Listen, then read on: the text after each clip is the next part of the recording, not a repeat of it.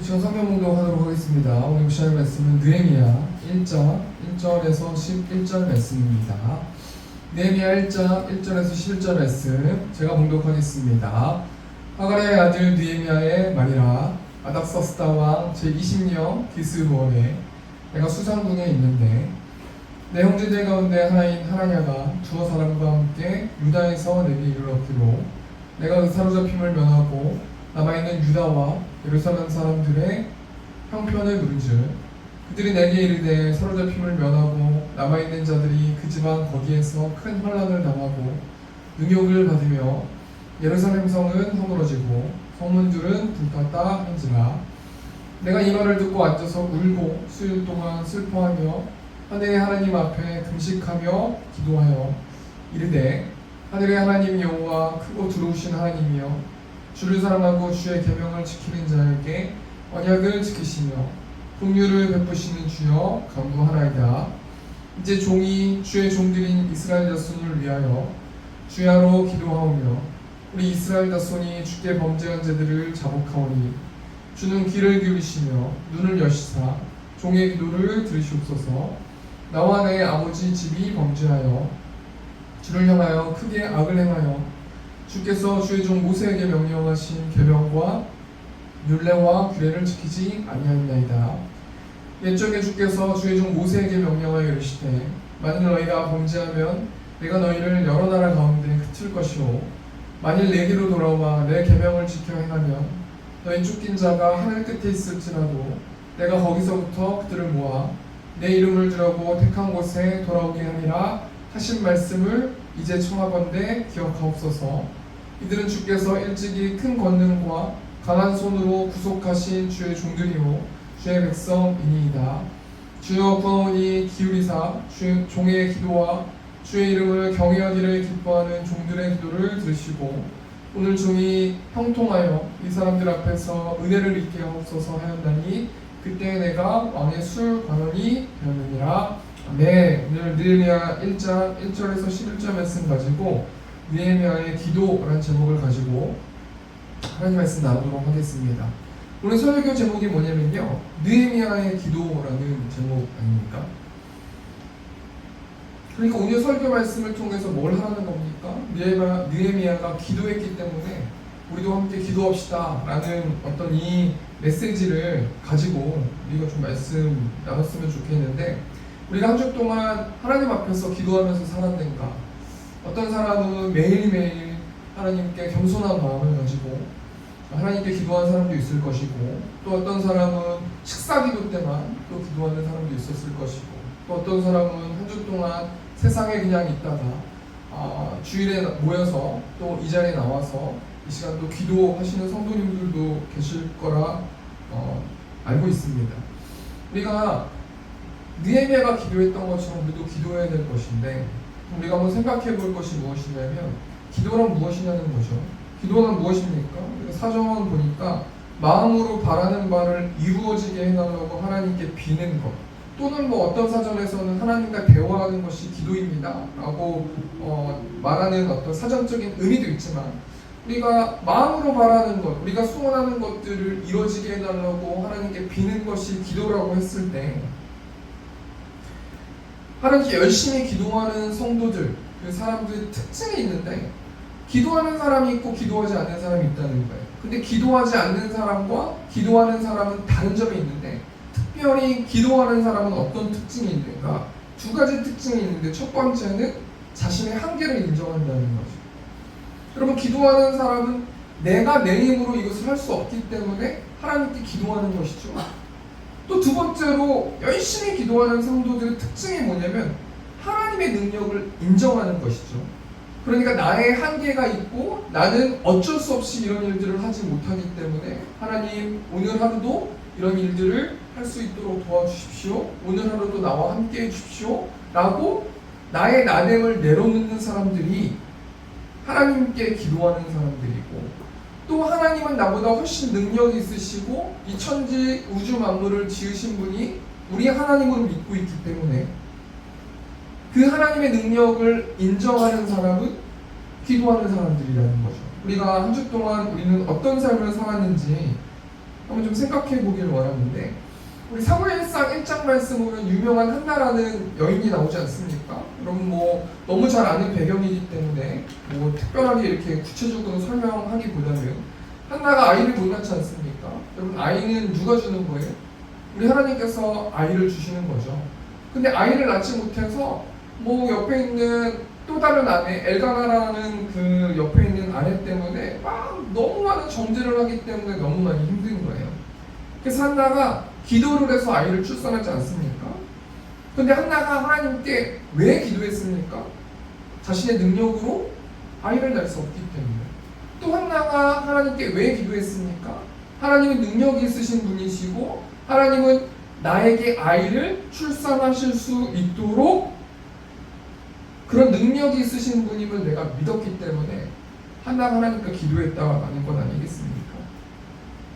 저도 첫 번째로 제 인생에서 하나님께 기도 응답을 받은 것을 제가 설교를 준비하면서 좀 생각해 봤는데, 제가 한 20대, 한 27살인가 20대 후반쯤 됐었을 때 같아요. 근데 제가 예전엔 제가 드럼을 쳤었기 때문에 드럼 학원에 나가야 되는데 개인 레슨만 하고 뭐 생활고로 좀 많이 힘든 거예요. 그래서 제가 금요철학 때 드럼을 이제 반주를 하러 갔다가 그 교회에서 그 목사님께서 설교 말씀을 통해서 그 본문 말씀이 뭐였냐면 마태복음 7장 7절 말씀이었어요. 뭐 여러분 너무 잘 아시는 구하라 그리하면 너희에게 주실 것이요 찾으라 그리하면 찾아낼 것이요 문을 두드리라 그리하면 너희에게 열릴 것이니 이 말씀이었는데, 그때 당시에 그 목사님께서 여러분 구하십시오. 그럼 하나님께서 채워주실 것입니다. 찾으십시오. 찾아낼 것입니다. 문을 두드리십시오. 액션하십시오. 행동하십시오. 그러면 문이 열려질 것입니다. 이렇게 설교를 해주셨던 게 기억나요. 그래서 제가 그때 진심을 다해서 나의 한계를 인정하고 하나님이 나에게 레슨을 주실 것, 뭐 직장을 주실 것, 여러 가지 것들을 하나님의 능력을 인정하면서 기도했던 기억이 나요. 그리고 한 주 후에 제가 아는 친구, 아는 동생이었던 어떤 형제가 뭐 오이도 쪽에 학원에 드럼 학원에 자리가 생겼으니까 한번 해볼 생각이 없냐. 그래서 제가 그 오이도에 있는 학원에 5년 정도를 근무하면서 제가 이제 신학교를 그 이후에 갔었는데요. 여러분 하나님께서는 기도하면 들어주시는 분이 우리 하나님이시죠. 근데 기도하는 사람들은 어떤 것을 인정해야 기도할 수 있냐면 나의 한계를 인정하고 또 하나님의 능력을 인정하는 사람들이 하나님께 기도하는 사람이라는 거예요. 여러분 오늘 본 말씀 보면은 느헤미야라는 사람이 나오지 않습니까? 오늘 본 말씀 1절 말씀 보니까 하갈의 아들 느헤미야의 말이라 아닥사스다 왕 제 20년 기스루월에 내가 수상궁에 있는데, 여러분 지금 느헤미야라는 사람이 나오는데 이 느헤미야라는 사람의 이름이 뜻이 뭐냐면 하나님의 위로라는 뜻이에요.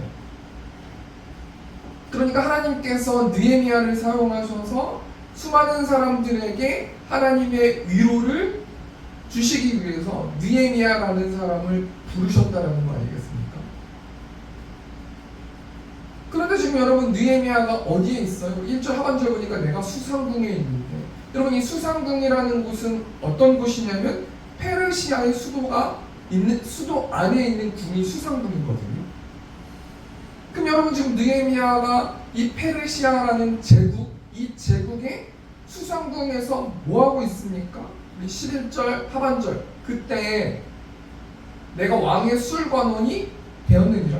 여러분 지금 이 페르시아의 수상궁이라는 곳에서 술관원의 역할을 하고 있어요. 이 역할이라기보다는 직무를 하고 있어요. 이 술관원이라는 것은 그때 당시에 왕들을 살해하기 위해서 신하들을 포섭해가지고 음식에 독을 타고 막 이랬단 말이에요. 뭐 우리 조선시대 때도 그런 게 있지 않습니까? 그래서 이 느헤미야는 이 페르시아라는 제국의 이 왕의 측근에서 술을 먼저 먹어보고 음식을 먹어보는 그런 직무를 감당하고 있는데, 여러분 어떤 동네 어떤 그냥 무슨 비서실장입니까? 어떤 회사의 비서실장이에요. 그럼 이 당시에 페르시아의 제국이 어느 정도의 영토가 있었냐면요. 앞에 사진 보시면 우즈베키스탄, 뭐 아프가니스탄, 파키스탄, 뭐 이란, 이라크, 이집트, 불가리아, 뭐 터키 이 모든 땅이 다 페르시아의 제국의 땅이었단 말이에요.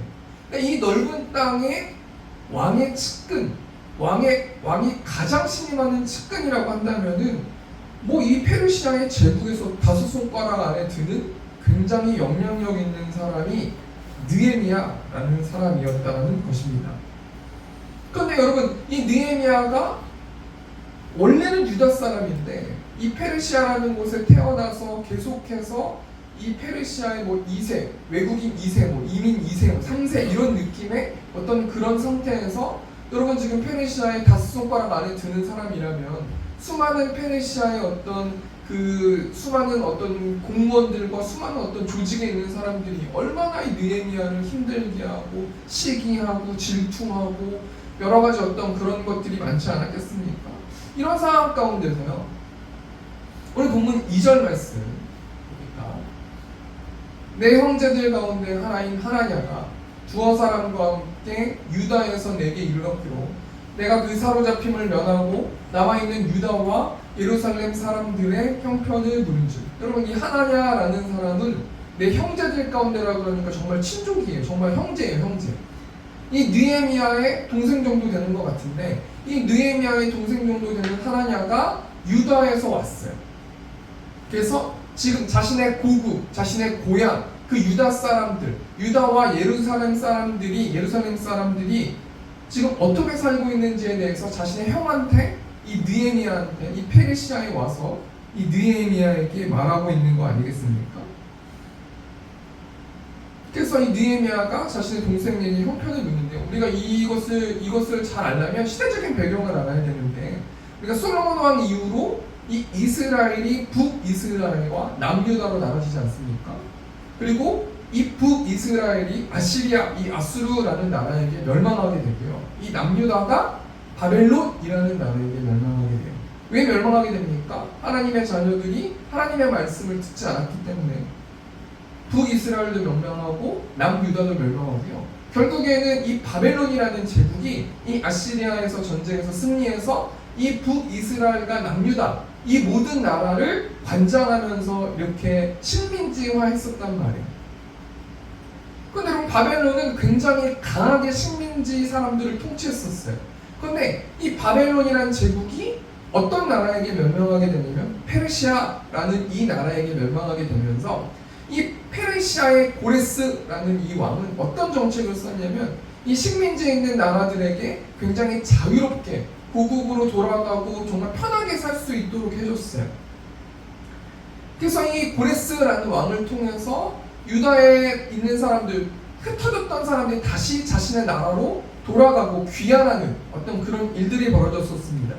첫 번째로 수르바벨이라는 사람을 통해서 한 5만 명 정도가 흩어졌던 사람들이 다시 고국으로 돌아와서 자신의 고국에서 살아갈 수 있도록 되었어요.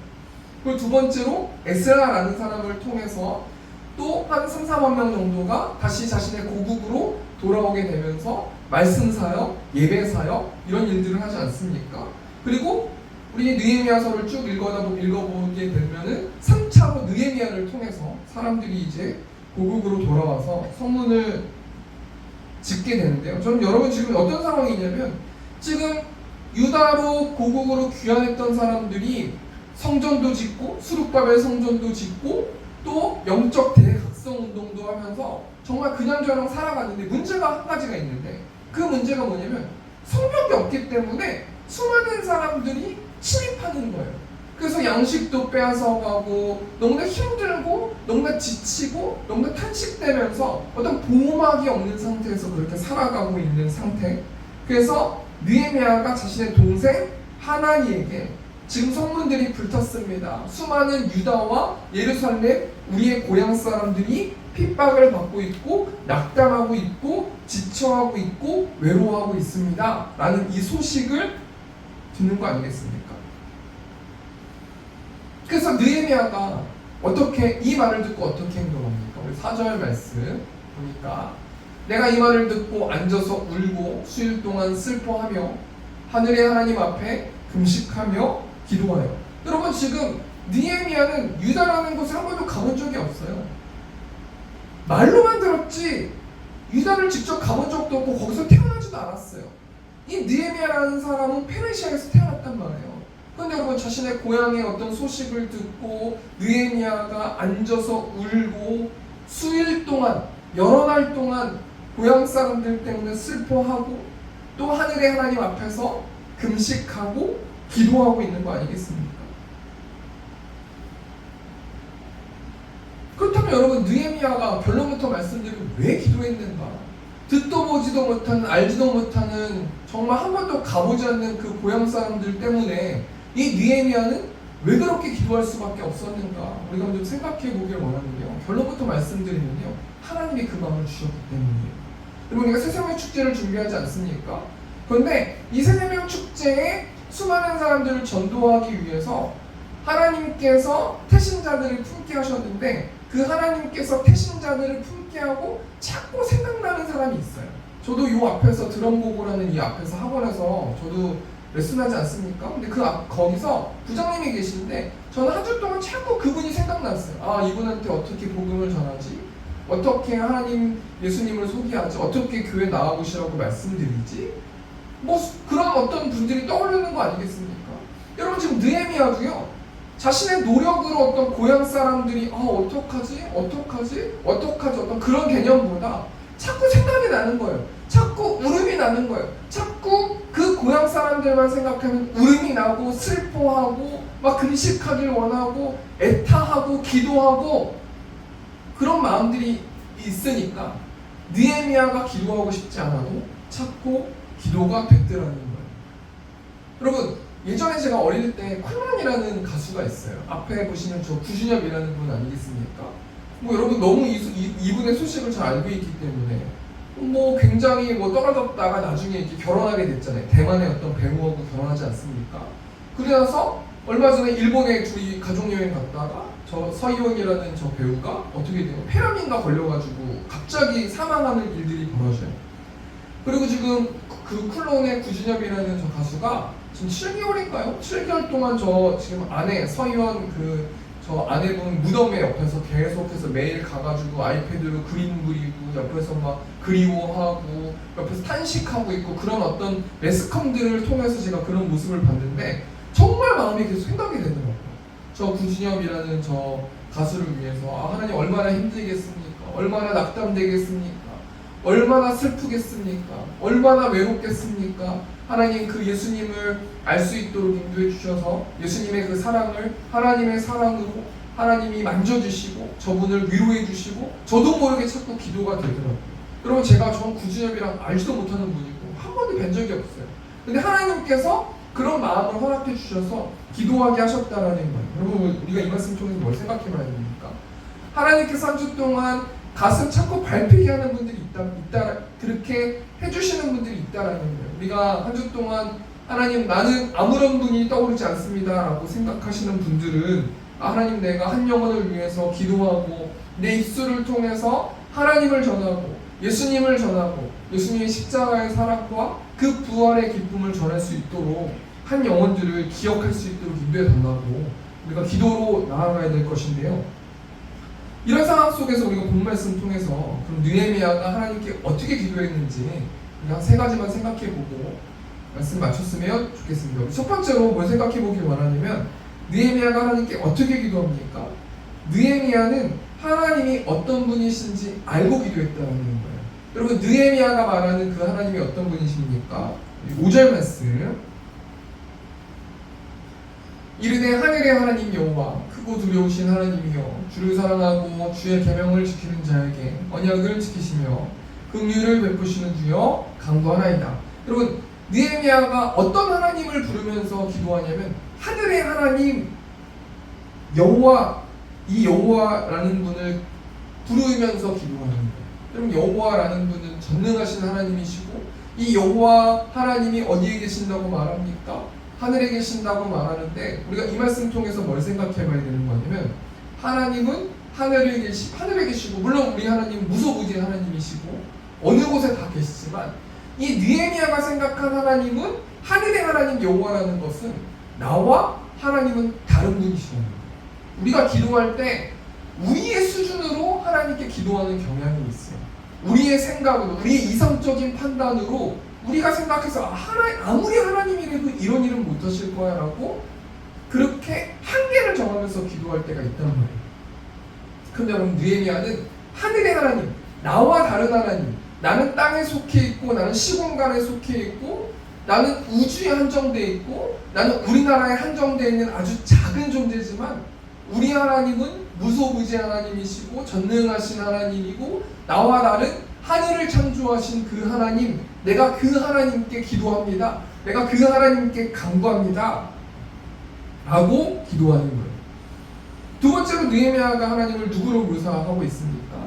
두 번째로 5절 보니까 여호와 크고 두려우신 하나님이요, 크고 두려우신 하나님, 심판의 하나님을 묘사하면서 느헤미야는 기도하고 있다는 거예요. 그리고 여러분, 우리가 한 주 동안 우리 하나님은 심판하시는 하나님이세요. 우리 하나님은 공의의 하나님이세요.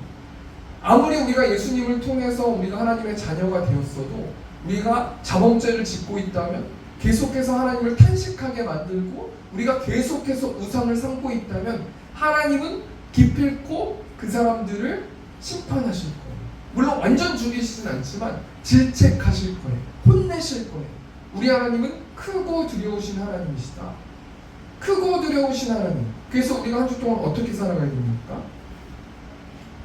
시편 128편 1절 보니까 여호와를 경외하며 그의 길을 걷는 자마다 복이 있도다.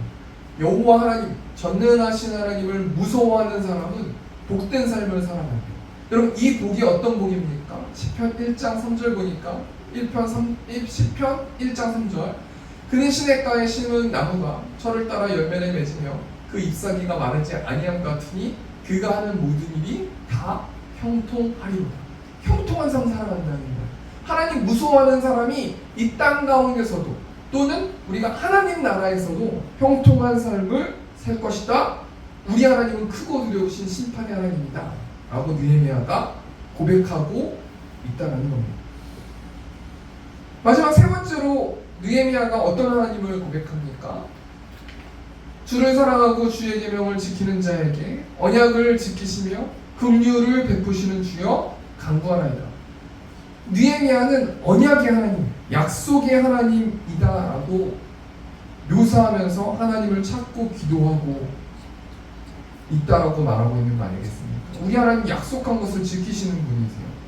우리 인생을 쭉 돌아봤을 때, 우리 인생을 쭉 생각해 보았을 때 하나님께서 우리에게 약속하신 것을 단 하나도 지키시지 않은 것이 없으신 분이 우리 하나님이시라는 거예요. 우리 첫 번째 대정리하니까요.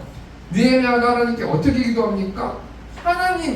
하나님을 정확하게 인식하고 기도하는데 그 하나님은 여호와 하나님, 심판의 하나님, 언약의 하나님을 붙들고 기도한다는 거예요. 우리가 하나님께 한 주 동안 기도하면서 하나님이 약속한 것을 지키시는 분이심을 믿습니다. 하나님은 공의의 하나님이시기 때문에 나의 안 좋은 습관들을 하나님께서 질책하실 것을 알고 있기 때문에 나의 힘으로 그 안 좋은 것들을 끊지 않게 하시고 하나님의 힘으로 안 좋은 습관들을 끊을 수 있도록 도와주십시오. 하나님은 나와 다른 하나님이십니다.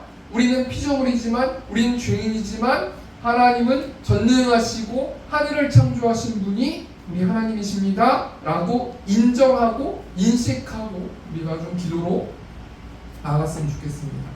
우리 두 번째로 느헤미야가 하나님께 어떻게 기도하는가, 하나님께 회개하며 기도한다는 건데요. 6절 보니까 이제 종이 주의 종들인 이스라엘 자손을 위하여 주야로 기도하며 우리 이스라엘 자손이 주께 범죄한 죄들을 자복하오니 주는 귀를 기울이시며 눈을 여시사 종의 기도를 들으시옵소서. 나와 내 아버지 집이 범죄하여. 여러분 6절 말씀 보니까 나와 내 아버지 집이 범죄했대요. 여러분 지금 내 아버지 집, 내 고향 사람들이 범죄해가지고요, 여러분 북이스라엘도 망하게 되고 남유다도 망하게 되고 지금 범죄했기 때문에 그렇다라고 구약 성경의 관점으로 그렇게 해석할 수 있는 거 아니겠습니까?